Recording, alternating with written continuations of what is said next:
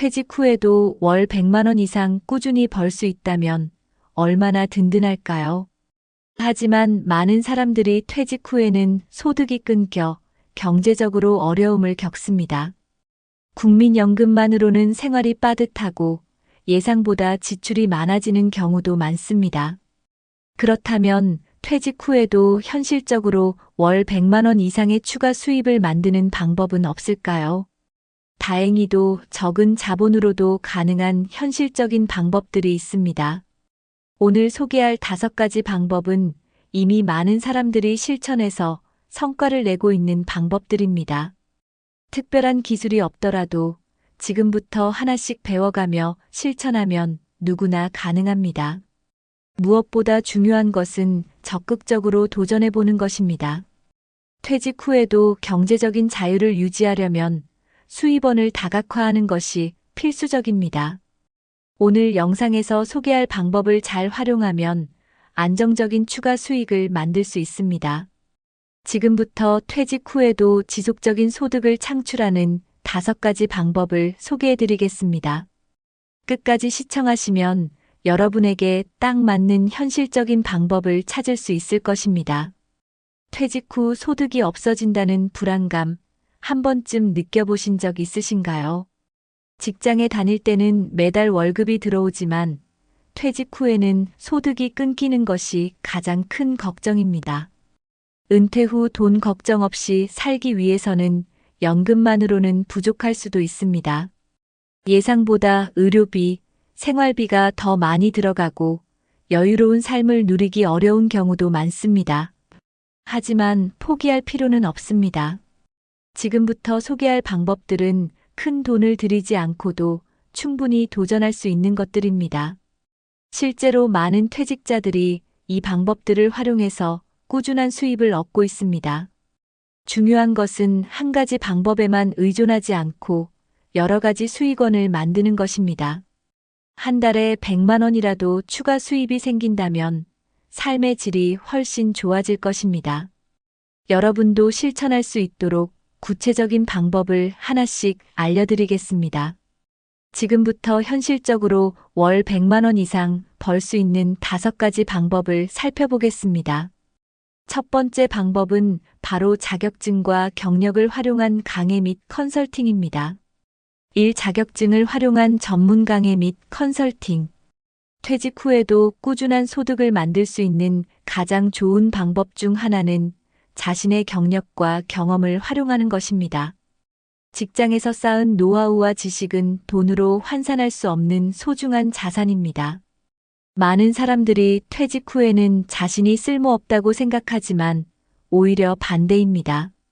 경험이 많을수록 더 가치 있는 조언을 해줄 수 있기 때문에 수요가 많습니다. 예를 들어 직장 경험이 있다면 직무 교육을 하거나 후배들에게 멘토링을 제공할 수도 있습니다. 특정 분야에서 전문성이 있다면 기업 컨설팅, 강의, 코칭 등의 활동을 통해 수익을 창출할 수 있습니다.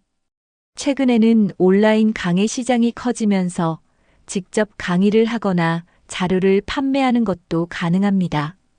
강의는 오프라인뿐만 아니라 유튜브, 온라인 강의 플랫폼 등을 활용하면 더욱 효과적입니다. 강의 경험이 없어도 강사 양성 과정 등을 통해 준비하면 충분히 도전할 수 있습니다. 퇴직 후에도 자신의 경험을 활용해 추가 수입을 만드는 사람들은 생각보다 많습니다. 중요한 것은 처음부터 완벽할 필요 없이 작은 것부터 시작하는 것입니다. 그렇다면 어떤 자격증이 퇴직 후 소득 창출에 도움이 될까요? 자격증이 있으면 신뢰도가 높아지고 보다 안정적으로 수익을 창출할 수 있습니다. 퇴직 후 활용하기 좋은 자격증으로는 노무사, 부동산 중개사, 경매 지도사 등이 있습니다. 요즘에는 정리수납 전문가, 요가 강사, 바리스타 같은 생활 밀착형 자격증도 인기가 많습니다. 컴퓨터 관련 자격증, 코딩 교육 강사 자격증 등 IT 관련 자격증도 수익 창출에 도움이 됩니다. 특히 심리 상담사, 코칭 전문가 같은 자격증은 은퇴 후에도 꾸준히 활용할 수 있습니다. 자격증을 따면 강의뿐만 아니라 컨설팅, 온라인 수업, 개인 상담 등으로도 활용할 수 있습니다. 최근에는 온라인 강의 시장이 커지면서 인터넷 강의 플랫폼에서도 활동할 수 있습니다. 강의를 직접 하지 않더라도 교재를 만들거나 자료를 판매하는 방식으로도 수익을 만들 수 있습니다. 자격증 하나로 다양한 수익 모델을 만들 수 있기 때문에 적극적으로 활용하는 것이 좋습니다. 특히 요즘은 퇴직 후 제2의 직업을 찾는 분들이 많아 교육 시장이 더욱 활성화되고 있습니다. 만약 자격증이 없다면 무료 또는 저렴한 비용으로 온라인 강좌를 수강해 보는 것도 좋은 방법입니다. 다음으로는 강의와 컨설팅을 통해 구체적으로 월 100만 원을 버는 방법을 알아보겠습니다. 퇴직 후 강의나 컨설팅으로 월 100만 원 이상의 수익을 올리는 것은 충분히 가능합니다. 하지만 무작정 시작하는 것이 아니라 체계적인 전략이 필요합니다. 첫 번째 전략은 내가 가진 경험과 지식을 정리하는 것입니다. 퇴직 전 직무 경험, 특정 분야의 전문성, 취미나 특기를 활용할 수 있습니다. 예를 들어 회계나 경영 관련 경험이 있다면 중소기업 컨설팅을 할 수 있습니다. 교육 경험이 있다면 자격증 강의나 직무 교육을 진행할 수도 있습니다. 두 번째 전략은 어디에서 강의를 할지 정하는 것입니다. 평생교육원, 문화센터, 기업교육, 온라인 강의 플랫폼 등을 활용할 수 있습니다. 요즘은 오프라인 강의뿐만 아니라 유튜브, 클래스 100일, 탈인 같은 온라인 강의 플랫폼도 인기입니다. 세 번째 전략은 첫 강의를 무료 또는 저렴한 가격으로 시작하는 것입니다. 처음부터 높은 강의료를 받기보다는 수강생을 모집하고 실력을 쌓는 것이 중요합니다. 강의 후에는 후기나 추천을 받아 신뢰도를 높이면 점점 더 많은 기회가 생깁니다. 이 소자본 창업 및 온라인 판매. 많은 사람들이 퇴직 후 창업을 고민하지만 큰 돈을 들이는 것은 부담스럽습니다. 하지만 초기 비용이 적게 드는 소자본 창업이라면 누구나 도전할 수 있습니다. 요즘은 온라인 판매, 1인 창업, 무점포 사업 등이 인기를 끌고 있습니다. 예를 들어 직접 만든 수제 간식, 건강식품, 공예품 등을 온라인에서 판매하는 것이 가능합니다. 또한 전자책, 강의 자료, PDF 가이드북 같은 디지털 콘텐츠도 인기 있는 판매 아이템입니다. 무점포 창업으로는 블로그, 유튜브, 스마트 스토어, 쿠팡 파트너스 등 온라인 플랫폼을 활용하는 방법이 있습니다. 중고 물품을 되파는 리셀링 중고 거래 사업도 초기 자본이 거의 필요 없는 창업 방식입니다. 카페나 음식점을 창업하는 것보다 리스크가 적고 운영 비용이 적게 드는 사업을 선택하는 것이 중요합니다. 창업을 하더라도 혼자서 할 수 있는 1인 창업이나 재택 근무 형태가 부담이 적습니다. 퇴직 후에는 고정 지출이 많아지기 때문에 초기 비용이 많이 드는 창업은 피하는 것이 좋습니다.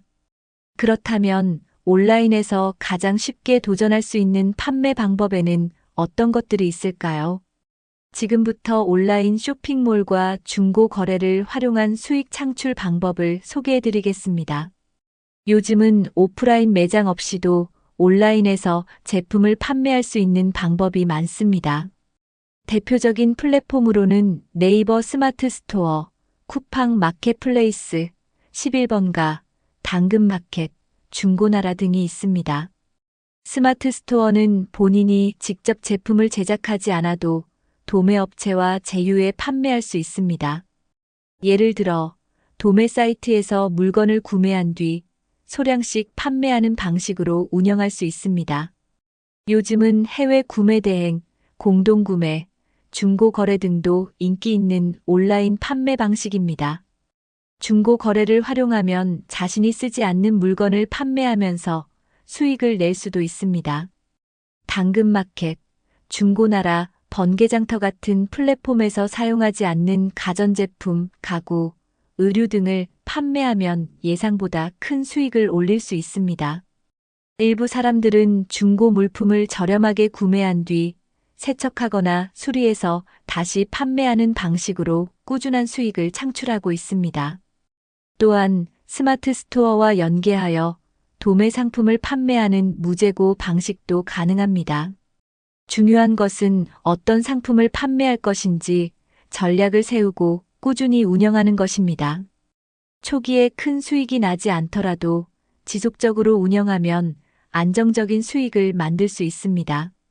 그렇다면 온라인 판매 외에 플랫폼을 활용해 수익을 창출하는 방법에는 어떤 것들이 있을까요? 온라인 판매를 직접 하지 않고도 수익을 얻을 수 있는 방법이 있습니다. 대표적인 방법이 쿠팡 파트너스, 네이버 애드포스트, 블로그 제휴 마케팅 등입니다.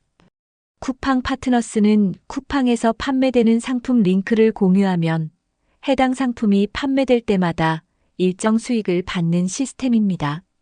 블로그나 SNS를 운영하면서 제품 리뷰를 작성하고 링크를 걸어두면 자연스럽게 수익이 발생할 수 있습니다.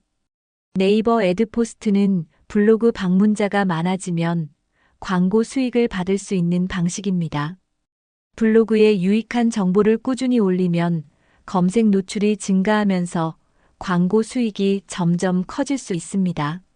최근에는 틱톡, 인스타그램 같은 SNS에서도 제휴 마케팅을 통해 상품을 홍보하고 수익을 창출하는 사람들이 많아지고 있습니다. 직접 물건을 판매하지 않아도 블로그나 SNS에서 수익을 창출하는 방식은 장기적으로 매우 유리한 모델입니다. 하지만 꾸준히 콘텐츠를 올리고 방문자를 늘리는 노력이 필요합니다.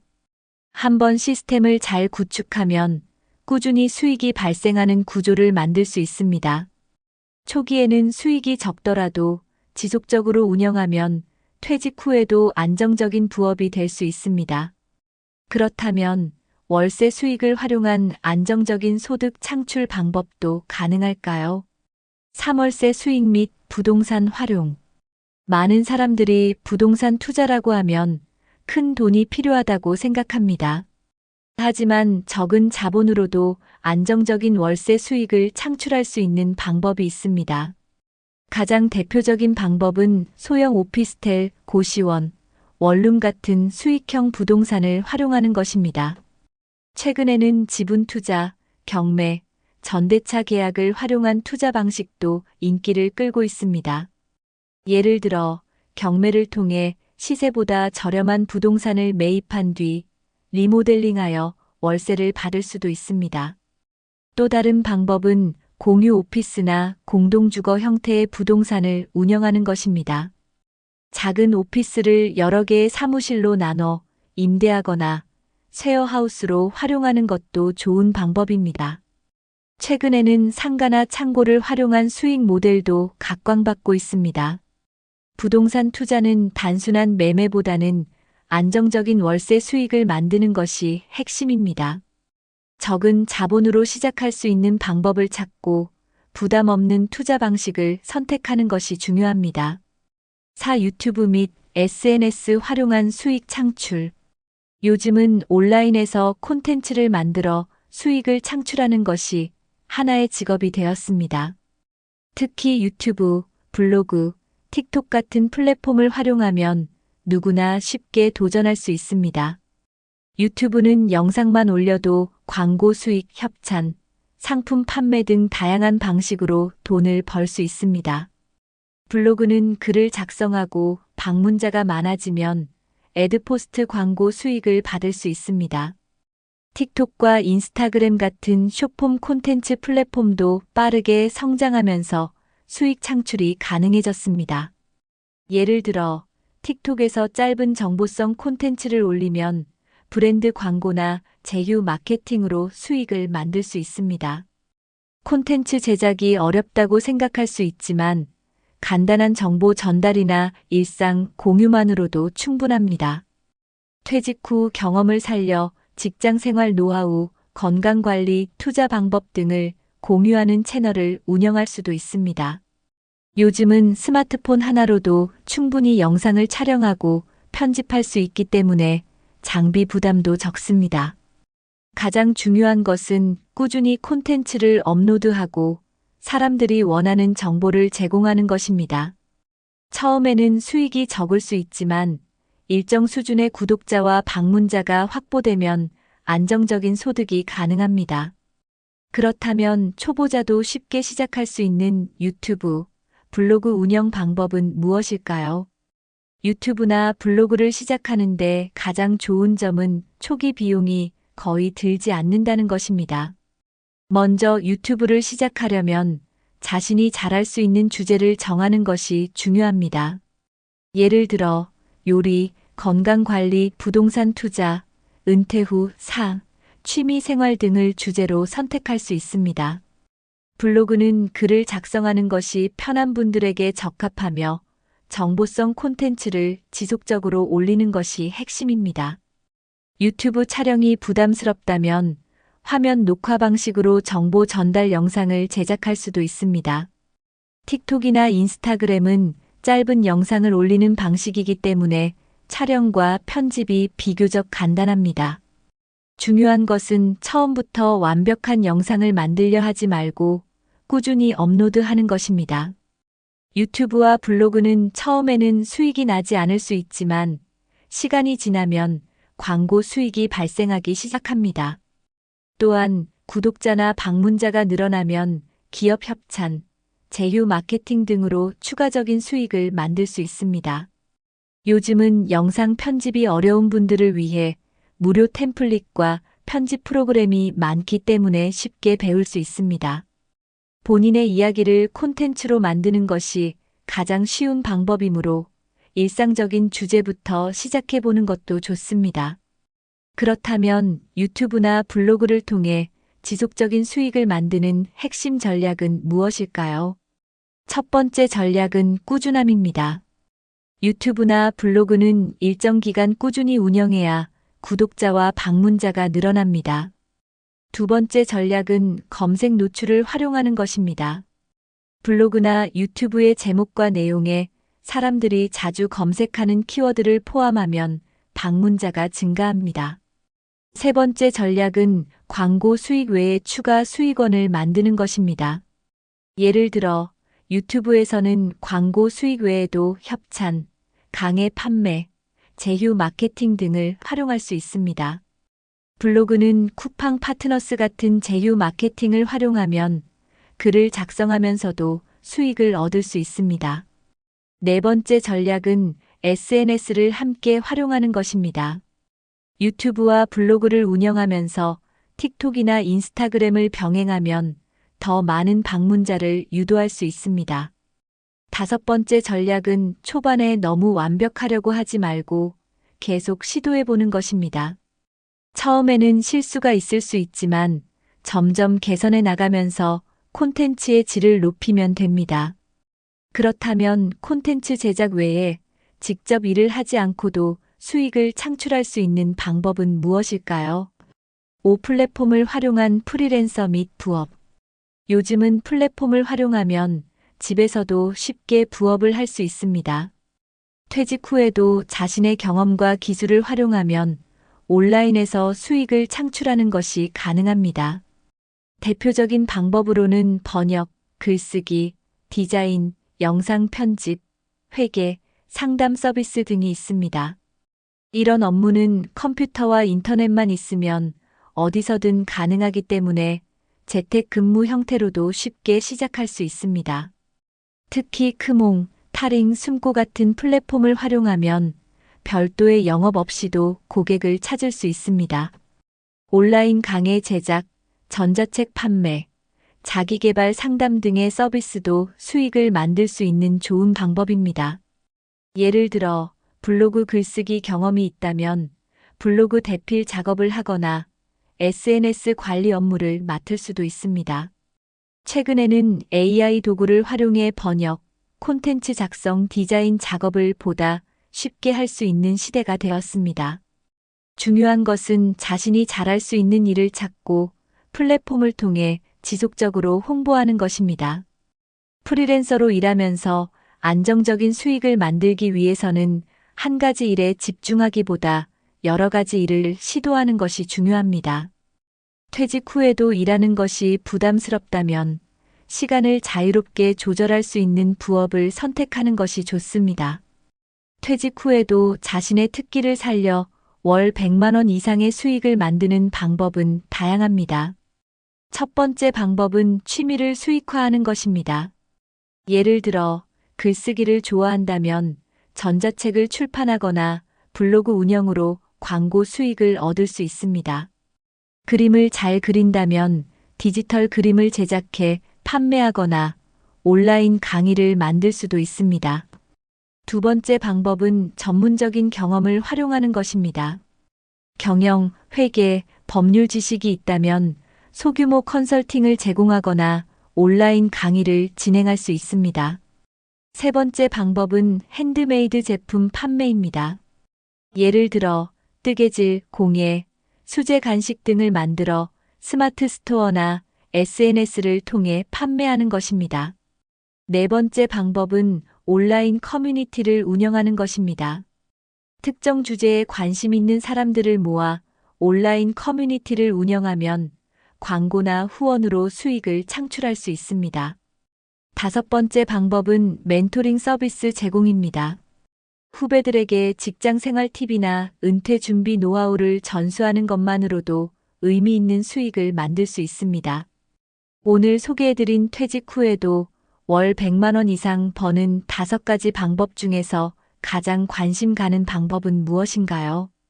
여러분이 현재 실천하고 있거나 앞으로 도전하고 싶은 부업이 있다면 댓글로 공유해 주세요.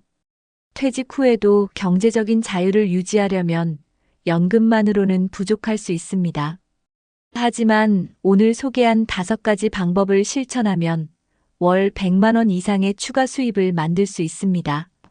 가장 중요한 것은 지금부터라도 한 가지씩 시도해 보는 것입니다. 이 영상이 도움이 되셨다면 주변 분들과 공유해서 함께 경제적 자유를 만들어 보세요. 앞으로도 퇴직 후에도 안정적인 수익을 만드는 현실적인 방법을 알려드리겠습니다. 구독과 좋아요, 알림 설정 부탁드립니다.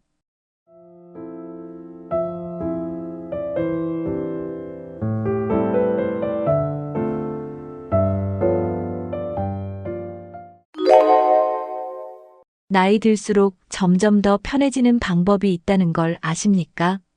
젊을 때는 남들 눈치를 보느라 불편했고 필요 없는 걱정도 많았습니다. 하지만 이제는 남의 시선을 신경 쓰지 않고 나만의 방식으로 살아가고 있습니다. 인생의 후반부 더 이상 불필요한 스트레스 없이 편하게 살고 싶지 않습니까?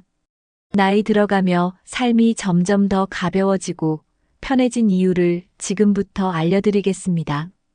이 영상에서는 남의 시선에서 자유로워지는 법, 인간관계를 정리하는 법, 돈보다 중요한 것들, 건강관리의 핵심 그리고 내 삶을 즐기는 방법까지 모두 다룹니다.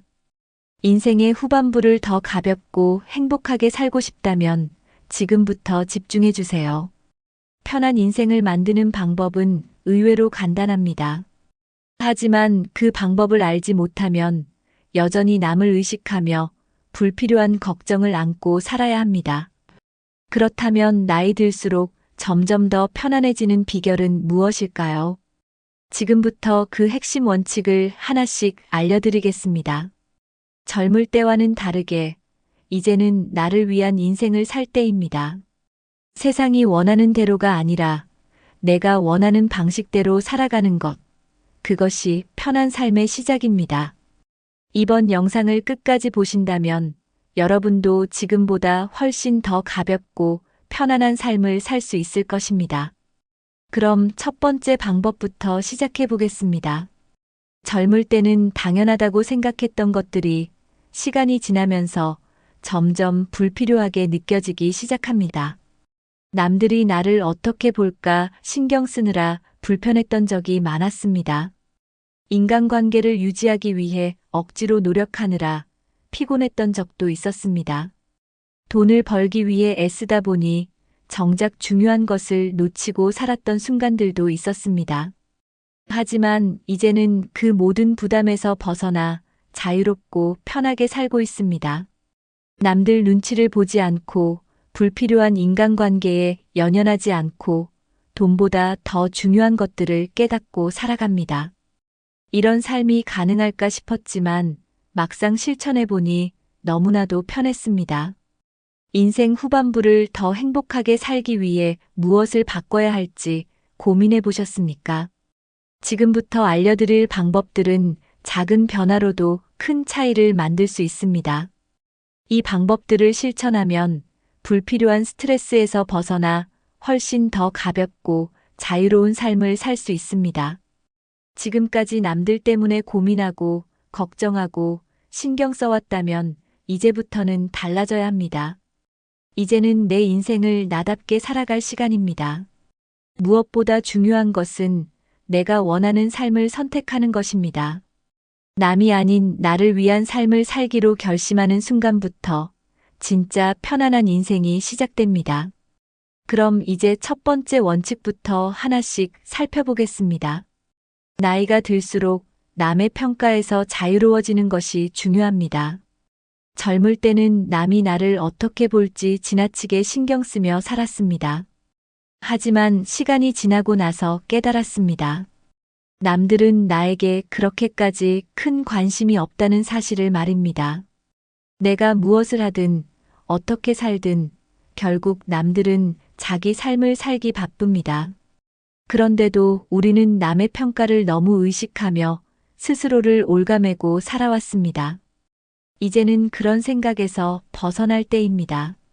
남이 나를 어떻게 평가하는지는 중요하지 않습니다.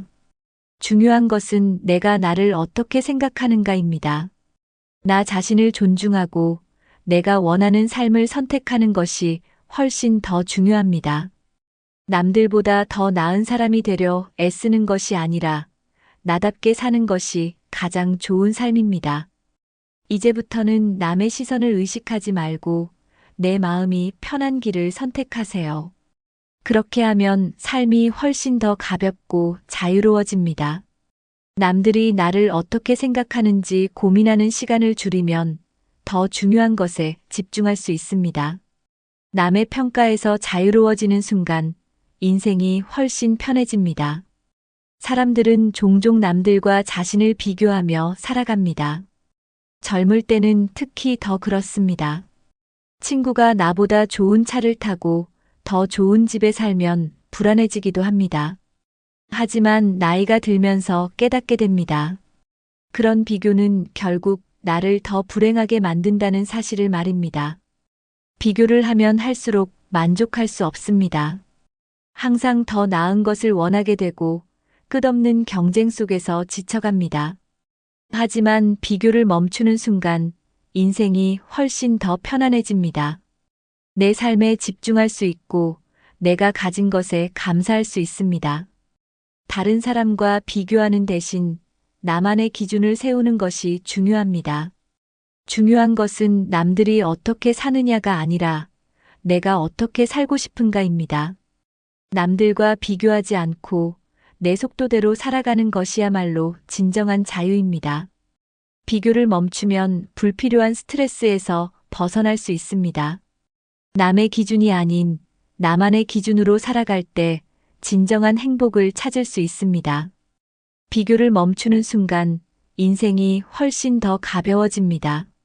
나이가 들면서 가장 중요한 것은 남의 기준이 아니라 내 기준으로 살아가는 것입니다. 우리는 오랫동안 사회가 정한 기준, 남들이 정한 성공의 기준에 맞추려 애쓰며 살아왔습니다. 하지만 이제는 그런 기준에서 벗어나야 합니다. 남이 원하는 삶이 아니라 내가 원하는 삶을 선택해야 합니다.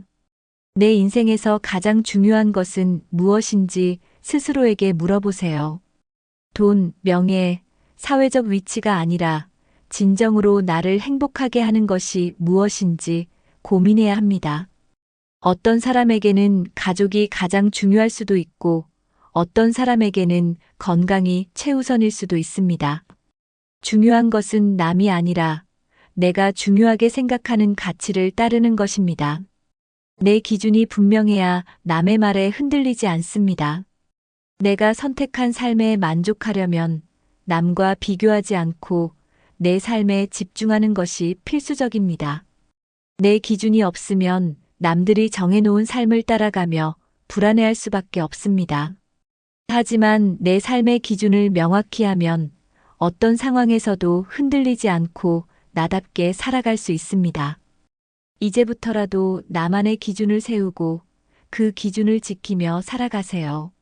남이 뭐라고 하든 내가 만족하는 삶이면 충분합니다. 내 기준을 따르는 순간 인생이 훨씬 편안해집니다. 젊을 때는 많은 사람과 관계를 맺는 것이 중요하다고 생각했습니다. 하지만 나이가 들수록 인간관계는 많을수록 좋은 것이 아니라 적을수록 좋다는 걸 깨닫게 됩니다. 관계가 많을수록 신경 써야 할 일도 많아지고 스트레스도 커집니다. 불필요한 인간관계는 우리의 에너지를 소모시키고 마음을 지치게 합니다. 인간관계를 단순하게 정리하면 삶이 훨씬 가벼워집니다. 꼭 필요한 사람들, 나에게 긍정적인 영향을 주는 사람들만 남기는 것이 중요합니다. 억지로 유지해야 하는 관계는 결국 나에게 스트레스만 줄 뿐입니다. 내가 힘들 때 곁에 있어주는 사람, 진심으로 나를 걱정해주는 사람만 남기세요. 의무적으로 연락해야 하는 관계, 나에게 부정적인 감정을 주는 관계는 과감히 정리하는 것이 좋습니다. 관계를 정리한다고 해서 나쁜 사람이 되는 것은 아닙니다. 오히려 진짜 소중한 관계에 더 집중할 수 있는 기회가 됩니다. 인간관계를 심플하게 정리하면 내 삶이 더 풍요로워집니다. 적은 사람과 깊이 있는 관계를 맺는 것이 훨씬 행복한 삶을 만드는 비결입니다. 이제는 관계의 양이 아니라 질이 중요한 시기입니다. 필요 없는 관계를 정리하는 순간 삶이 훨씬 편안해집니다.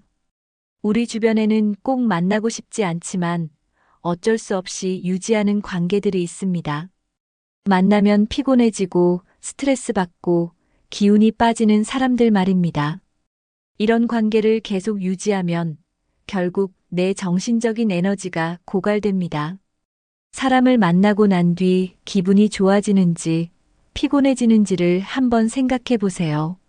만날 때마다 부정적인 말만 하는 사람, 나를 비난하는 사람, 나의 성장을 방해하는 사람은 멀리하는 것이 좋습니다. 관계는 서로에게 긍정적인 영향을 줄 때 의미가 있습니다. 하지만 나를 소모시키는 관계라면 그 관계는 더 이상 유지할 필요가 없습니다. 과거의 인연이라는 이유로 의무감 때문에 관계를 유지할 필요는 없습니다. 관계는 나를 힘들게 하는 것이 아니라 행복하게 만들어야 합니다. 가끔은 거리를 두는 것이 더 건강한 관계를 만드는 방법이 될 수 있습니다. 불필요한 관계에서 벗어나면 내 마음이 훨씬 더 편안해집니다. 내 에너지를 빼앗는 사람 대신 나에게 힘이 되는 사람들과 더 많은 시간을 보내세요. 관계를 정리하는 것은 나를 위해 필요한 결정입니다. 이제부터라도 내 에너지를 소중하게 여기는 삶을 선택하세요. 에너지를 빼앗는 관계에서 벗어나는 순간 인생이 훨씬 자유로워집니다. 많은 사람을 만나는 것이 중요한 것이 아닙니다. 진짜 소중한 사람들과 오래가는 것이 더 중요합니다. 나를 진심으로 아껴주는 사람, 힘들 때 곁에 있어주는 사람을 잘 구별해야 합니다. 진정한 인연은 굳이 노력하지 않아도 자연스럽게 이어집니다. 하지만 진짜 인연이 아닌 사람들은 아무리 노력해도 결국 멀어지게 되어 있습니다. 그러니 억지로 관계를 붙잡으려고 애쓸 필요가 없습니다. 나를 필요할 때만 찾는 사람, 내게 상처를 주는 사람은 과감히 정리해야 합니다. 반면 나를 진심으로 위하는 사람에게는 더 많은 애정을 쏟아야 합니다. 진짜 인연은 서로에게 힘이 되고 좋은 영향을 주는 관계입니다. 이런 관계는 나이를 먹을수록 더욱 소중해집니다. 많은 사람과 얕은 관계를 맺기보다는 적은 사람과 깊이 있는 관계를 맺는 것이 더 행복한 삶을 만듭니다.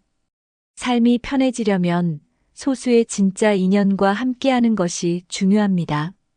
관계의 양보다 질을 중요하게 생각하세요.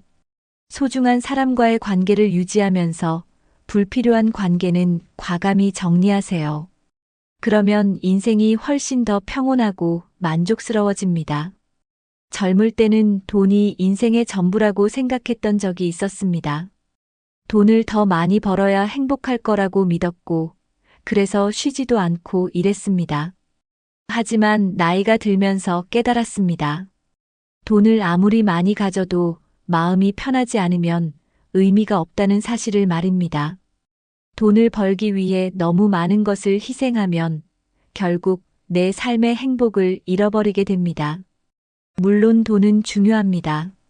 하지만 돈이 인생에서 가장 중요한 것은 아닙니다. 돈에 대한 집착을 줄이면 오히려 더 많은 자유를 얻게 됩니다. 돈 때문에 불안해하지 않으면 더 가볍고 편안하게 살아갈 수 있습니다. 삶을 단순하게 만들면 돈에 대한 걱정도 줄어듭니다. 과소비를 줄이고 꼭 필요한 것에만 집중하면 돈이 부족해도 충분히 행복할 수 있습니다. 돈을 쫓기보다는 내 삶을 충실하게 사는 것이 더 중요합니다. 돈에 대한 욕심을 줄이면 오히려 삶이 더 풍요로워집니다. 나에게 진정한 가치를 주는 것이 무엇인지 생각해 보세요. 돈보다 더 소중한 것이 있다는 걸 깨닫는 순간 인생이 훨씬 편해집니다. 돈이 많아도 건강이 없으면 무슨 의미가 있을까요? 돈이 많아도 좋은 인간관계가 없으면 얼마나 외로울까요? 돈이 많아도 하고 싶은 일이 없으면 삶이 얼마나 공허할까요? 결국 인생에서 돈보다 더 중요한 것들이 분명히 존재합니다. 건강, 사랑, 여유, 행복 같은 것들이 바로 그것입니다. 돈은 필요하지만 삶의 목적이 되어서는 안 됩니다. 건강한 몸과 평온한 마음이 있다면 적은 돈으로도 충분히 행복할 수 있습니다. 진짜 행복은 돈이 아니라 내가 가진 것들을 소중히 여기는 마음에서 나옵니다. 돈보다 더 중요한 것은 나의 시간과 자유입니다. 돈을 쫓기보다 내가 사랑하는 사람들과 더 많은 시간을 보내는 것이 더 가치 있습니다. 하고 싶은 일을 하면서 살아가는 것이 진정한 부유함입니다. 돈을 위해 지금의 행복을 포기하지 마세요.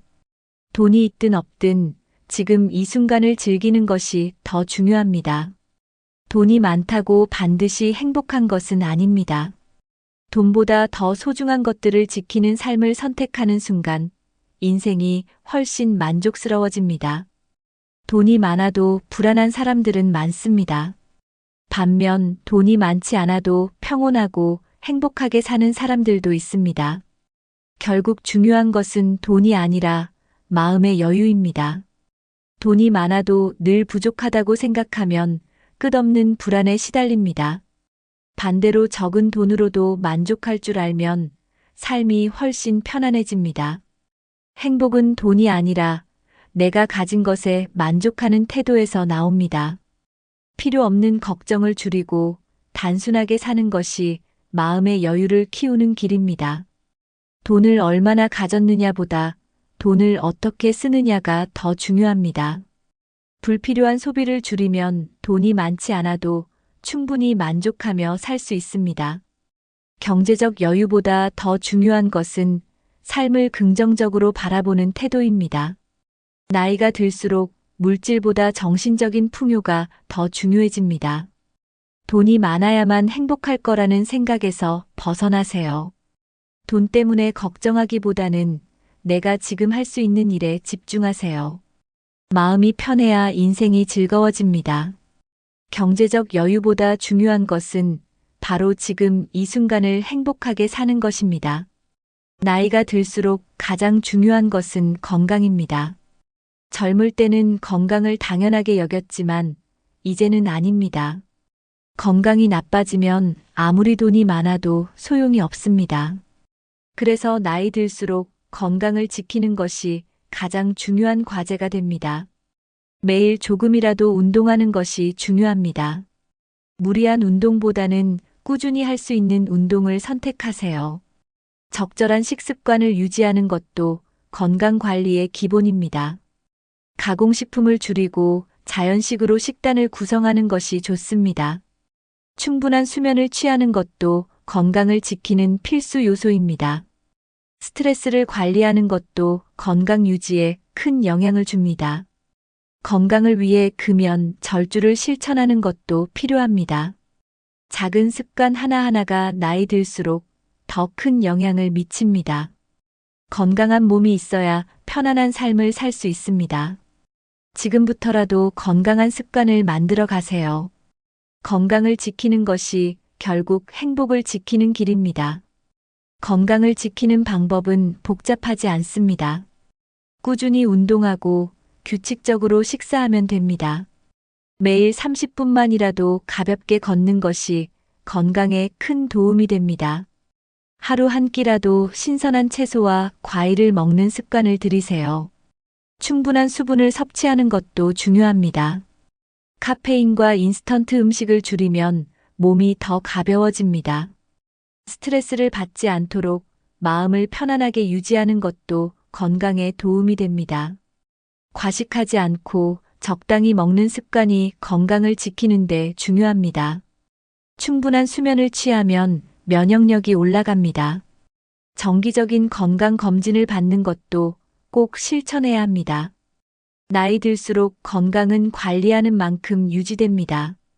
불필요한 약보다는 자연적인 치료법을 먼저 시도해 보세요. 작은 건강 습관이 나중에는 큰 차이를 만듭니다. 건강을 위해 오늘부터라도 실천해 보세요.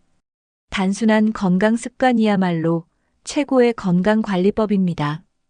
건강이 나빠지면 삶의 모든 것이 불편해집니다. 몸이 아프면 아무리 좋은 것도 즐길 수 없습니다. 반면 건강하면 작은 일에도 행복을 느낄 수 있습니다. 건강한 몸이 있어야 여행도 다니고 맛있는 것도 먹을 수 있습니다. 가족과 시간을 보내고 취미 생활을 하면서도 즐거움을 느낄 수 있습니다. 건강을 지키는 것은 결국 내 삶의 질을 지키는 것입니다.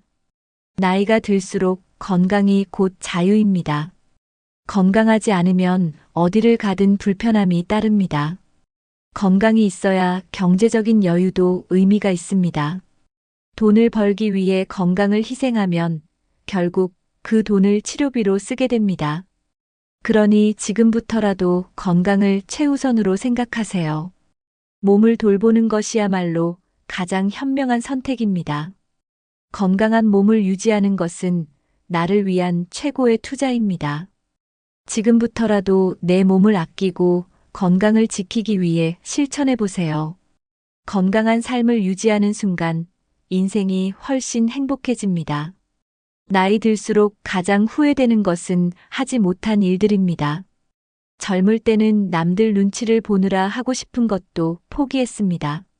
하지만 이제는 다릅니다. 내가 원하는 것을 하며 살아야 후회 없는 인생을 살 수 있습니다. 좋아하는 일이 있다면 망설이지 말고 시작하세요. 여행을 가고 싶다면 시간이 날 때 떠나세요. 배우고 싶었던 것이 있다면 지금이라도 도전해 보세요. 너무 늦었다고 생각하는 순간이 가장 빠른 시작입니다. 하고 싶은 일을 하면서 살아야 삶이 즐겁습니다. 후회 없는 인생은 내가 선택하고 결정하는 삶에서 시작됩니다. 다른 사람을 만족시키기 위해 사는 것이 아니라 나를 만족시키며 살아야 합니다.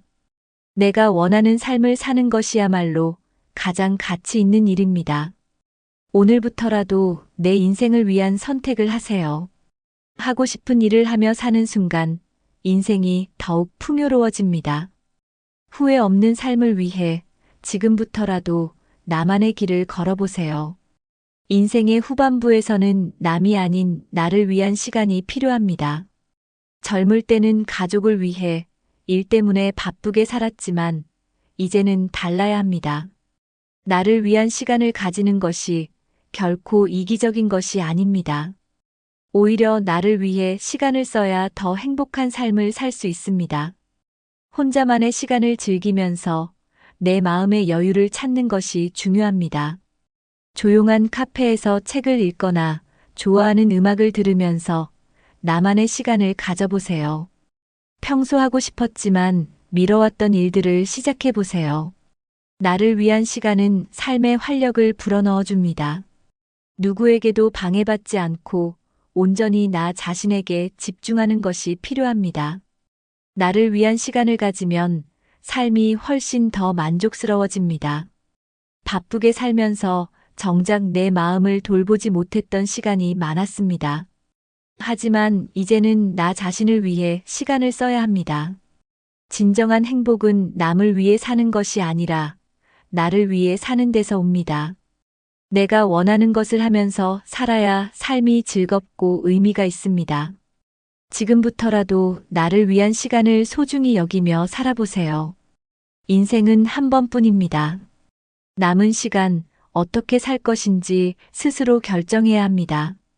더 이상 남의 기대에 맞추려 하지 마세요. 진짜 원하는 삶을 살기 위해 지금부터라도 변화를 시작하세요.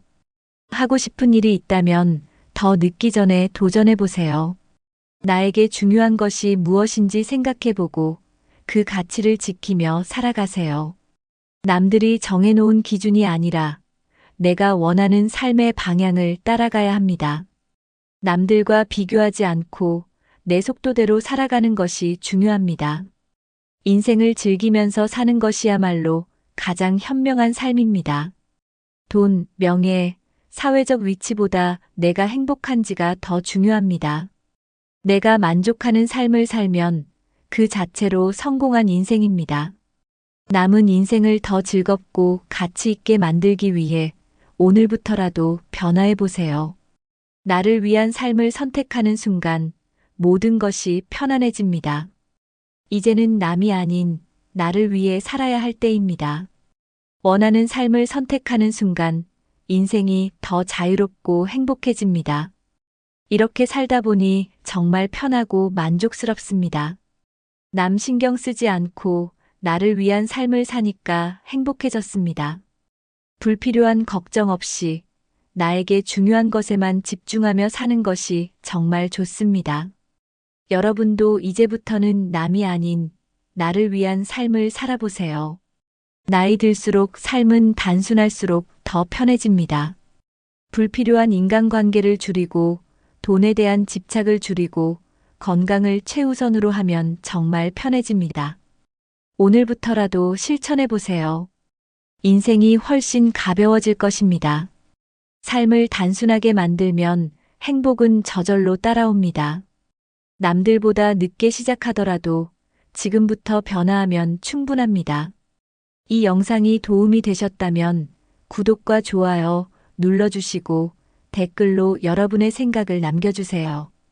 여러분은 어떤 방법으로 더 편하게 살고 계신가요? 여러분만의 인생 철학을 댓글로 공유해주세요. 여러분의 경험이 또 다른 사람들에게 좋은 영감이 될 수 있습니다.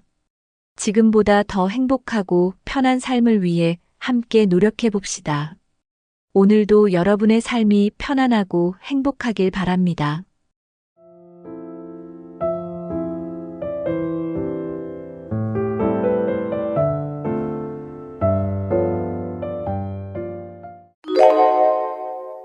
(75세) 남성이 재혼 후 땅을 치고 후회하는 이유가 있습니다. 노년의 재혼이 새로운 행복이 될 것이라 기대했지만 현실은 달랐습니다. 사랑만 있으면 될 거라 생각했지만 막상 결혼해 보니 많은 문제가 생겼습니다. 경제적 문제, 가족 간 갈등, 건강 문제 등 예상치 못한 일들이 터졌습니다. 결혼 전에는 몰랐던 상대방의 습관과 성격 차이가 더 크게 느껴졌습니다. 재혼 후 외로움이 사라질 줄 알았지만 오히려 더 깊은 외로움을 느끼는 경우도 많습니다.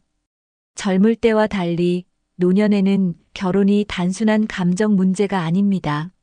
생활 방식, 재산 문제, 가족 관계까지 모두 고려해야 합니다. 오늘 영상에서는 노년 재혼 후 후회하는 남성들의 실제 사례를 이야기해 보겠습니다. 재혼을 고민하는 분들이라면 이 영상을 끝까지 보시고 신중한 결정을 하시기 바랍니다. 이미 재혼을 하신 분들도 이 영상을 보면서 나의 상황을 다시 한번 점검해 보세요. 예상하지 못했던 문제들을 미리 알면 후회를 줄일 수 있습니다. 영상이 끝난 후 여러분의 생각도 댓글로 남겨주세요. 여러분의 경험이 많은 분들에게 도움이 될 수 있습니다.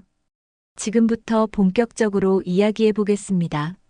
노년 재혼이 늘어나고 있지만 그만큼 후회하는 사람들도 많아지고 있습니다. 결혼 전에는 둘이 함께라면 모든 것이 해결될 것처럼 보였습니다.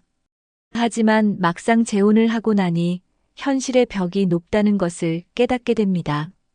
처음에는 서로에게 최선을 다하지만 시간이 지나면서 갈등이 생기기 시작합니다. 경제적인 문제로 다투고 생활 습관 차이로 스트레스를 받게 됩니다. 자녀와의 관계가 나빠지고 기대했던 행복이 점점 사라져갑니다. 이럴 줄 알았다면 차라리 혼자가 더 나았다고 후회하는 분들도 많습니다. 재혼을 결정할 때 감정이 아닌 현실적인 부분을 먼저 고려해야 합니다. 노년 재혼은 단순한 사랑이 아니라 생활 전반에 영향을 미치는 중요한 선택입니다. 지금부터 노년 재혼이 왜 어려운지, 그리고 재혼 후 후회하는 이유들을 살펴보겠습니다. 영상을 보면서 여러분도 스스로에게 질문해 보세요. 나는 지금 재혼을 고려하고 있다면 어떤 부분을 더 신중하게 생각해야 할까요? 이미 재혼을 했다면 나는 지금 만족하고 있을까요? 혹시 후회하고 있다면 어떤 점이 가장 힘들까요? 이제 노년 재혼이 늘어나는 이유와 현실적인 어려움을 알아보겠습니다. 최근 들어 노년층의 재혼율이 빠르게 증가하고 있습니다. 기대 수명이 늘어나면서 혼자 남은 시간을 두려워하는 분들이 많아졌습니다. 배우자가 사망하거나 이혼 후 외로움을 느껴 재혼을 고려하는 경우가 많습니다. 젊을 때와 달리 노년에는 주변의 친구나 지인이 점점 줄어듭니다. 외로움이 커질수록 누군가와 함께하고 싶다는 욕구도 강해집니다. 또한 경제적인 이유로 재혼을 선택하는 경우도 있습니다. 생활비를 나누거나 서로를 돌봐줄 수 있는 사람을 찾는 것이 목적이 되기도 합니다. 일부는 재혼이 아니라 사실혼 형태로 동거를 선택하기도 합니다. 하지만 이런 재혼의 이유들이 실제 결혼 생활에서는 문제가 될 수도 있습니다. 감정적으로 외롭다고 해서 섣불리 재혼을 결정하면 예상치 못한 현실을 맞닥뜨릴 수 있습니다. 젊을 때와 다르게 노년의 결혼은 생활 방식과 가치관 차이가 더 크게 작용합니다. 단순히 사랑만으로 해결될 문제가 아니라는 점을 간과해서는 안 됩니다. 주변에서 재혼을 권유한다고 해서 쉽게 결정하는 것도 위험할 수 있습니다. 재혼을 결심하기 전에 현실적인 부분을 충분히 고려해야 합니다. 이제 75세 이후 재혼이 현실적으로 왜 어려운지 알아보겠습니다. 나이가 들수록 생활 습관이 고정되기 때문에 새로운 배우자와 조율하기가 쉽지 않습니다. 오랜 시간 혼자 생활한 사람일수록 타인과 함께 사는 것이 더 어려울 수 있습니다. 특히 경제적인 문제는 노년 재혼에서 가장 큰 갈등 요소입니다. 서로의 재산을 어떻게 관리할 것인지에 대한 명확한 합의가 필요합니다. 하지만 대부분의 노년층 커플은 결혼 전에 이런 논의를 깊이 하지 않습니다. 자녀와의 관계도 문제가 될 수 있습니다. 부모가 재혼을 하면 상속 문제나 재산 분배에 대한 갈등이 생길 가능성이 큽니다. 건강 문제도 중요한 요소입니다. 한쪽이 아프거나 돌봄이 필요해지면 책임의 범위가 애매해질 수 있습니다. 젊을 때와 달리 노년 재혼은 단순한 로맨스가 아니라 현실적인 문제와 직결됩니다. 결혼 후 생활 방식이 맞지 않으면 갈등이 커질 수밖에 없습니다. 사소한 습관 차이도 노년에는 더욱 크게 다가옵니다. 집안일을 어떻게 분담할 것인지도 미리 합의해야 합니다. 재혼을 하면 오히려 외로움이 줄어들 것이라 생각하지만 기대와 다를 수 있습니다. 이제 노년 재혼 후 예상치 못한 현실적인 문제들을 살펴보겠습니다. 재혼 전에는 서로에게 최선을 다하지만 시간이 지나면 현실적인 문제가 나타납니다. 경제적인 갈등이 생기면 관계가 급격히 악화될 수 있습니다. 서로 다른 생활 습관이 스트레스로 작용할 수도 있습니다. 한쪽이 건강 문제로 인해 돌봄이 필요해지면 부담이 커질 수 있습니다. 자녀들이 반대하거나 갈등을 일으키면 가족 관계가 어색해집니다. 기대했던 것만큼 행복하지 않다는 생각이 들면서 후회하는 경우가 많습니다. 노후에는 감정적인 안정이 중요한데 오히려 더 불안해지는 경우도 있습니다. 처음에는 외로움을 해소하기 위해 재혼을 선택했지만 결과적으로 외로움이 더 커지는 경우도 있습니다. 경제적인 문제, 건강 문제, 가족 간 갈등이 복합적으로 작용하면 이혼을 고민하는 경우도 있습니다. 재혼 전에 충분한 대화와 준비가 없었다면 결국 후회로 이어질 가능성이 큽니다. 후회하지 않는 재혼을 위해서는 반드시 신중한 접근이 필요합니다. 단순한 감정이 아니라 현실적인 조건을 충분히 고려해야 합니다. 여러분도 재혼을 고민하고 있다면 현실적인 문제를 먼저 생각해 보세요. 이제 재혼 후 가장 많이 후회하는 이유들을 구체적으로 살펴보겠습니다. 경제적 문제, 가족 갈등, 기대와 현실의 차이를 집중적으로 분석해 보겠습니다. 노년 재혼에서 가장 많이 발생하는 갈등은 바로 경제적인 문제입니다. 결혼 전에는 크게 신경 쓰지 않았던 돈 문제가 결혼 후에는 심각한 문제가 될 수 있습니다. 서로의 재산을 어떻게 관리할 것인지에 대해 명확한 합의가 없으면 갈등이 생깁니다. 특히 상대방이 재산을 공동으로 관리하려 하거나 경제적으로 의존하려는 태도를 보일 때 문제가 커집니다. 일부 남성들은 재혼 후 배우자가 자신의 재산을 노리고 있다는 생각에 불안감을 느낍니다. 결혼 전에 모든 것이 사랑으로 해결될 것 같았지만 막상 결혼 후에는 현실적인 문제가 중요하게 다가옵니다. 상대방의 소비 습관이 본인과 맞지 않거나 불필요한 지출이 많을 경우 스트레스가 커집니다. 특히 한쪽이 빚이 있거나 경제적으로 어려운 상태에서 재혼했다면 더 큰 갈등이 발생할 수 있습니다. 노년에는 경제적 안정이 가장 중요한 요소 중 하나입니다. 하지만 재혼 후 상대방의 가족, 자녀, 친척들과의 금전적인 문제가 얽히면서 복잡한 상황이 될 수 있습니다. 일부 남성들은 배우자가 자신의 재산을 상속받으려 한다는 의심을 하며 불안감을 느낍니다. 또한 본인의 자녀와 배우자의 자녀 간의 재산 분배 문제로 갈등이 생기는 경우도 많습니다. 이런 갈등이 지속되면 부부 관계는 물론 가족 관계도 나빠질 수밖에 없습니다. 결국 경제적인 문제를 해결하지 못하고 다시 이혼을 선택하는 사례도 적지 않습니다. 이제 자녀와의 갈등이 어떻게 심각한 문제가 될 수 있는지 알아보겠습니다. 노년 재혼을 하면서 가장 많이 맞닥뜨리는 문제 중 하나는 자녀와의 갈등입니다. 부모가 재혼을 하면 자녀들은 경제적인 문제와 정서적인 부분에서 불안함을 느낄 수 있습니다. 특히 부모가 재산을 새 배우자와 공유하려 하거나 상속 계획이 바뀔 경우 자녀들의 반대가 심해질 수 있습니다. 일부 자녀들은 부모의 재혼 자체를 반대하면서 연락을 끊거나 거리감을 두기도 합니다.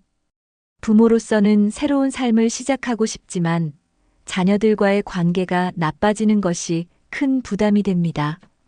배우자와 자녀 사이에서 갈등이 커지면 결국 부모는 어느 한쪽을 선택해야 하는 상황에 놓입니다. 새 배우자가 자녀들에게 관심을 보이지 않거나 반대로 간섭이 심할 경우 갈등이 더욱 심화됩니다. 가족 간 갈등이 지속되면 결국 부부 관계에도 영향을 미쳐 불만이 쌓이게 됩니다. 자녀들은 부모가 재혼 후 경제적으로 어려워질 것을 걱정하며 더욱 반대하는 경우도 많습니다.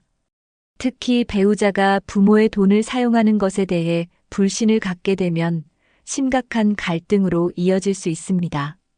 재혼 전에는 자녀들도 부모가 행복하길 바라지만 막상 현실에서는 감정적인 거리감이 생깁니다. 부모가 재혼을 한 후 자녀와 연락이 끊기거나 명절 때 찾아오지 않는 사례도 많습니다. 이런 문제를 미리 조율하지 않고 재혼을 결정하면 예상치 못한 후회를 하게 됩니다. 자녀와의 관계를 유지하는 것도 중요하지만 본인의 행복도 고려해야 합니다. 이제 기대했던 것과 현실의 차이로 인해 더 큰 외로움을 느끼게 되는 경우를 살펴보겠습니다. 많은 사람들이 재혼을 하면 외로움이 사라질 것이라 기대합니다. 하지만 막상 결혼을 하고 나면 이전보다 더 큰 외로움을 느끼는 경우가 많습니다. 상대방과의 생활 패턴이 맞지 않거나 대화가 잘 통하지 않는다면 오히려 고립감을 느낄 수 있습니다. 젊을 때와 달리 노년의 결혼은 감정보다는 현실적인 부분이 더 중요하게 작용합니다. 서로의 생활 방식이 다르고 취미나 관심사도 다르면 함께 있어도 외로움을 느낄 수 있습니다. 처음에는 함께하는 것이 즐겁지만 시간이 지나면서 상대방과의 차이점이 크게 다가올 수 있습니다. 특히 재혼 후에도 각자 생활하는 시간이 많아지면 결혼의 의미가 퇴색될 수도 있습니다. 한쪽이 너무 의존적인 태도를 보이거나 반대로 무관심한 경우 불만이 쌓이게 됩니다. 경제적 문제, 가족 갈등, 생활 습관 차이가 쌓이면서 점점 대화가 줄어들게 됩니다. 기대했던 것과 현실의 차이가 크면 오히려 독신 생활이 더 나았다는 생각이 들기도 합니다. 혼자 사는 것이 불안해서 재혼을 선택했지만 막상 결혼 후에도 해결되지 않는 문제들이 많습니다. 결국 재혼이 해결책이 아니라 또 다른 문제를 만드는 원인이 될 수 있습니다. 외로움을 해결하려면 결혼보다는 좋은 인간관계를 유지하는 것이 더 나을 수도 있습니다. 재혼을 고민하는 분들은 결혼 전 현실적인 부분을 충분히 고려해야 합니다. 이제 노년 재혼이 실패하는 주요 원인에 대해 알아보겠습니다. 재혼을 할 때 가장 중요한 것은 경제적인 부분에 대한 명확한 합의입니다. 하지만 많은 분들이 결혼 전에 돈 문제를 깊이 논의하지 않습니다. 재혼 후 서로의 재산을 어떻게 관리할 것인지 미리 결정하지 않으면 갈등이 생길 수밖에 없습니다. 특히 한쪽이 상대방에게 경제적으로 의존하려 한다면 더 큰 문제가 됩니다. 결혼 전에는 상대방이 경제적으로 자립적인 것처럼 보이지만 결혼 후 태도가 달라지는 경우도 있습니다. 돈 문제로 인한 갈등이 커지면 결혼 생활 자체가 흔들릴 수 있습니다. 재산 상속 문제도 중요합니다. 재혼 후 자녀들에게 남겨줄 재산을 어떻게 정리할 것인지 확실히 해두어야 합니다. 일부 배우자는 재산을 공유하려 하고 일부는 각자의 재산을 지키려 합니다. 이런 차이가 크면 결혼 후 심각한 불만이 쌓일 수 있습니다. 서로의 경제적 상황을 충분히 이해하고 현실적인 합의를 해야 합니다. 필요하다면 법적으로 재산을 보호할 수 있는 방안을 마련하는 것도 중요합니다. 경제적인 합의 없이 감정적으로만 결혼을 결정하면 결국 후회하게 됩니다. 노년 재혼에서는 경제적 안정이 가장 중요한 요소라는 점을 기억해야 합니다. 이제 성격 차이와 생활 습관 충돌이 재혼을 실패로 이끄는 이유를 살펴보겠습니다. 젊을 때의 결혼과 달리 노년 재혼에서는 성격 차이가 더 크게 느껴질 수 있습니다. 수십 년 동안 각자의 방식대로 살아온 두 사람이 갑자기 함께 사는 것은 쉽지 않습니다. 서로 다른 생활 패턴과 가치관이 충돌하면서 예상치 못한 갈등이 생깁니다. 예를 들어 한 사람은 아침형 인간이고 다른 사람은 밤늦게까지 활동하는 경우입니다. 식사 습관, 집안일 분담, 생활 방식 등이 맞지 않으면 스트레스가 커질 수밖에 없습니다. 어떤 사람은 깨끗한 집을 원하고 어떤 사람은 정리에 크게 신경 쓰지 않는 경우도 있습니다. 취미나 여가 생활도 다르면 함께하는 시간이 불편하게 느껴질 수 있습니다. 대화 스타일이 다르면 사소한 의견 차이도 큰 갈등으로 번질 수 있습니다. 한쪽은 조용한 생활을 원하지만 다른 한쪽은 사람들과 어울리는 것을 좋아할 수도 있습니다. 젊을 때는 이런 차이를 맞춰가려는 노력이 있지만 노년에는 적응이 쉽지 않습니다. 특히 각자 살아온 시간이 길어질수록 타인의 방식에 적응하기 어려워집니다. 성격이 맞지 않으면 함께 있는 시간이 점점 부담스럽게 느껴질 수도 있습니다. 결국 처음에는 잘 지낼 것 같았던 관계가 점점 멀어지게 됩니다. 이런 이유로 노년 재혼 후 각방을 쓰거나 별거 상태로 지내는 부부도 많습니다. 이제 건강 문제와 간병 부담이 재혼을 어렵게 만드는 이유를 살펴보겠습니다. 노년 재혼에서는 건강 문제가 중요한 요소가 됩니다. 한쪽이 건강을 유지하는 동안에는 문제가 없지만 건강이 악화되면 상황이 달라집니다. 배우자가 아프면 자연스럽게 간병 부담이 따라오게 됩니다. 처음에는 서로 돌봐주겠다고 약속하지만 현실에서는 쉽지 않습니다. 간병은 육체적으로나 정신적으로 큰 부담이 될 수 있습니다. 한 사람에게만 간병 부담이 집중되면 관계가 악화될 가능성이 큽니다. 특히 부부 모두 건강이 좋지 않다면 서로를 돌보는 것이 어려워집니다. 자녀나 친척들이 간병 문제에 개입하면서 갈등이 생길 수도 있습니다. 재혼 전에는 상대방의 건강 상태를 정확히 아는 것이 중요합니다. 필요하다면 간병 계획을 미리 세워두어야 합니다. 간병인을 둘 것인지 요양시설을 이용할 것인지도 고민해야 합니다.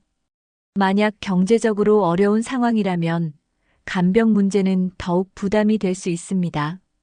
건강 문제로 인해 재혼을 후회하는 사례가 점점 늘어나고 있습니다.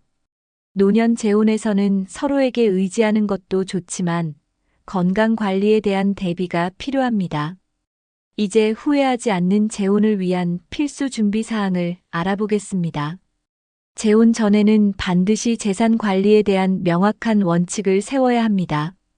부부 공동 재산으로 할 것인지 각자의 재산을 따로 관리할 것인지 결정해야 합니다. 상속 문제도 중요한 요소이므로 미리 대비해야 합니다. 자녀들에게 어떤 방식으로 재산을 남길 것인지도 재혼 전에 정해야 합니다. 법적인 보호 장치를 마련하는 것도 필요합니다. 재혼 후 재산을 공동 명의로 할 경우 예상치 못한 법적 문제가 발생할 수 있습니다. 배우자의 부채나 경제적 상황을 정확히 파악하는 것도 중요합니다. 부채가 있다면 결혼 전에 해결할 방법을 논의해야 합니다. 필요하다면 변호사나 금융 전문가와 상담하는 것이 좋습니다. 재산 문제로 인해 재혼 후 후회하는 경우가 많기 때문에 신중한 접근이 필요합니다. 감정적으로만 결혼을 결정하면 경제적인 어려움이 뒤따를 수 있습니다. 재산 관리 원칙을 명확히 하면 불필요한 갈등을 줄일 수 있습니다.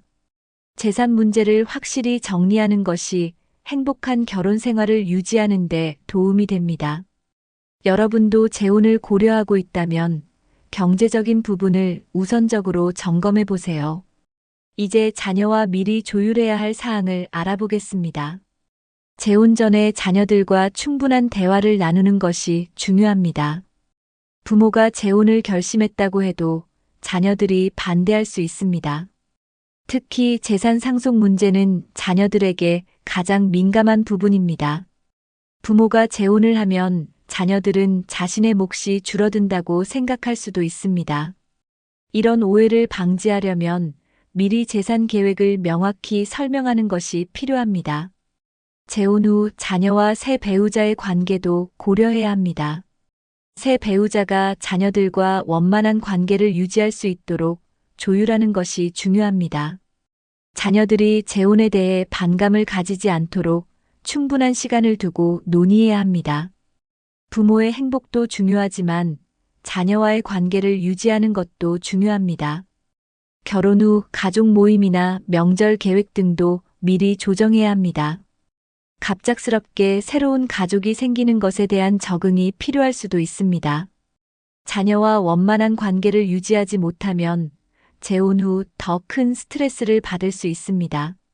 부모가 재혼한다고 해서 자녀와의 관계를 소홀히 하면 안 됩니다. 자녀가 부모의 결정을 존중할 수 있도록 충분한 이해와 설명이 필요합니다. 이제 서로의 생활 방식과 건강 상태를 점검하는 것이 왜 중요한지 알아보겠습니다. 재혼 전에 서로의 생활 방식이 얼마나 맞는지 점검해야 합니다. 생활 패턴이 너무 다르면 결혼 후 적응하는 것이 어려울 수 있습니다. 식사 습관, 여가 활동, 집안일 분담 등 세부적인 부분까지 확인하는 것이 필요합니다. 서로의 건강 상태도 솔직하게 공유해야 합니다. 건강 문제는 노년 재혼에서 가장 큰 변수가 될 수 있습니다. 배우자가 어떤 질환을 가지고 있는지, 어떤 치료를 받고 있는지 확인해야 합니다. 돌봄이 필요할 경우 누가 책임질 것인지 미리 논의해야 합니다. 의료비 부담이 어느 정도인지도 고려해야 합니다. 건강이 악화되었을 때 요양시설을 이용할 것인지도 미리 결정해야 합니다. 생활 방식과 건강 상태를 체크하면 결혼 후 겪을 문제를 미리 대비할 수 있습니다. 단순히 감정적인 이유로 재혼을 결정하면 예상치 못한 문제가 발생할 수 있습니다. 충분한 대화와 준비 없이 결혼하면 후회할 가능성이 높아집니다. 여러분도 재혼을 고민하고 있다면 현실적인 부분을 먼저 고려해 보세요. 이제 후회 없는 재혼을 위한 현실적인 조언을 알아보겠습니다. 결혼보다 더 좋은 대안은 없는지 생각해 볼 필요도 있습니다. 노년 재혼을 고민하는 많은 분들이 가장 간과하는 점이 있습니다. 바로 젊을 때의 결혼과는 완전히 다른 접근이 필요하다는 것입니다. 단순히 법적으로 혼인 신고를 하고 부부로 사는 것이 최선이 아닐 수도 있습니다. 결혼보다는 서로를 존중하는 동반자의 개념으로 접근하는 것이 더 나을 수도 있습니다. 실제로 많은 노년층 커플들은 법적인 결혼보다 사실혼 관계를 선택하기도 합니다. 법적 결혼을 하면 상속, 재산 문제, 가족 간의 갈등이 발생할 가능성이 높아집니다. 반면 서로의 생활을 존중하며 동반자로 지낸다면 불필요한 갈등을 피할 수 있습니다. 각자의 경제적 독립성을 유지하면서도 정서적 교류를 지속하는 것이 더 좋은 선택일 수도 있습니다. 동반자의 개념으로 관계를 맺으면 서로 부담 없이 더 편안한 관계를 유지할 수 있습니다. 특히 자녀와의 갈등을 줄이고 법적인 문제에서도 자유로울 수 있습니다. 결혼이라는 틀 안에 갇히기보다 서로를 존중하고 배려하는 관계가 더 중요합니다. 동반자로 지내면 필요할 때는 함께하고 혼자만의 시간도 보장받을 수 있습니다. 함께 여행을 가고 좋은 시간을 보내면서도 법적 혼인의 부담은 지지 않을 수 있습니다. 여러분도 재혼을 고민하고 있다면 꼭 결혼이라는 방식이 최선인지 다시 생각해 보세요. 이제 법적 보호 장치를 마련해야 하는 이유에 대해 알아보겠습니다. 노년 재혼에서는 법적인 문제를 신중하게 고려해야 합니다. 단순히 감정적으로 결혼을 결정하면 나중에 법적 분쟁이 생길 가능성이 높습니다. 특히 재산 관리, 상속 문제, 건강 문제 등이 복잡하게 얽힐 수 있습니다. 재혼 전에 반드시 혼인 계약서나 재산 분배 계획을 명확히 해두어야 합니다. 법적 결혼을 하면 배우자는 자동으로 재산 상속 대상이 됩니다. 따라서 자녀와의 갈등을 줄이기 위해서라도 법적인 정리가 필요합니다. 부부 공동 재산으로 만들지 않을 경우에는 사전에 문서로 정리해 두는 것이 중요합니다. 만약 재혼 후 별거하거나 이혼을 하게 되면 재산 분할 문제로 심각한 갈등이 생길 수도 있습니다. 혼인 신고를 하기 전에 변호사와 상담하여 법적 보호 장치를 마련하는 것이 필요합니다. 특히 상속을 계획하고 있다면 유언장이나 신탁을 활용하는 것도 방법이 될 수 있습니다. 건강이 악화되었을 때 간병 부담을 누가 질 것인지도 미리 법적으로 정리해야 합니다. 의료 결정권이나 재산 관리 권한도 미리 협의해 두는 것이 중요합니다. 법적인 보호 없이 결혼을 하면 나중에 예상치 못한 문제가 발생할 가능성이 큽니다. 여러분도 감정적으로만 결혼을 결정하지 말고 법적인 준비를 철저히 해두세요. 이제 재혼보다 더 나은 대안이 있을지 고민해 보겠습니다. 꼭 결혼을 해야만 행복한 노후를 보낼 수 있는 것은 아닙니다. 많은 분들이 외로움을 이유로 재혼을 고려하지만 다른 방법도 있습니다. 친구나 이웃과의 교류를 늘리는 것도 좋은 대안이 될 수 있습니다.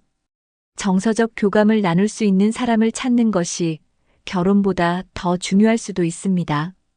혼자 사는 것이 외로울 것 같지만 자유로운 삶이 더 편할 수도 있습니다. 재혼을 하면서 생길 수 있는 경제적 부담과 법적 문제를 피할 수도 있습니다. 사실혼 관계를 유지하면서 서로에게 부담을 주지 않는 것도 방법입니다. 여행이나 취미 활동을 함께할 친구를 만드는 것도 좋은 대안이 될 수 있습니다. 요즘은 노년층 커뮤니티가 활성화되어 다양한 모임이 많습니다. 재혼이 아니더라도 충분히 행복한 인간관계를 유지할 수 있는 방법이 많습니다. 실제로 재혼을 했다가 후회하고 다시 혼자가 된 후 더 만족하는 분들도 많습니다. 인생의 마지막을 누구와 함께 할 것인지 신중하게 고민해야 합니다. 너무 급하게 결혼을 결정하기보다 다양한 대안을 고려해 보는 것이 좋습니다. 여러분도 지금 자신의 삶에서 무엇이 가장 필요한지 깊이 생각해 보세요. 이제 결론을 내리면서 오늘의 내용을 정리해 보겠습니다. 오늘 영상에서는 노년 재혼 후 후회하는 이유와 그 해결 방법을 이야기했습니다. 재혼은 젊을 때와는 완전히 다른 시각으로 접근해야 합니다. 경제적 문제, 가족 갈등, 건강 문제 등 현실적인 부분을 충분히 고려해야 합니다. 단순히 외로움을 해결하기 위해 결혼을 결정하는 것은 위험할 수 있습니다. 오히려 결혼보다 더 좋은 대안이 있을 수도 있습니다. 재혼을 고려하는 분들은 충분한 대화와 법적인 대비를 먼저 하셔야 합니다. 감정적인 선택이 아닌 현실적인 준비가 필요합니다. 재혼을 하든 하지 않든 중요한 것은 내 삶을 편안하게 만드는 것입니다. 노후에는 무엇보다도 스스로의 행복이 가장 중요합니다. 여러분도 재혼을 고민하고 있다면 신중하게 결정하시길 바랍니다. 혹시 재혼 후 후회했던 경험이 있으신가요? 혹은 재혼을 고민하고 계신가요? 여러분의 생각을 댓글로 남겨주세요. 많은 분들에게 도움이 될 수 있을 것입니다. 다음 영상에서도 유익한 정보로 찾아뵙겠습니다.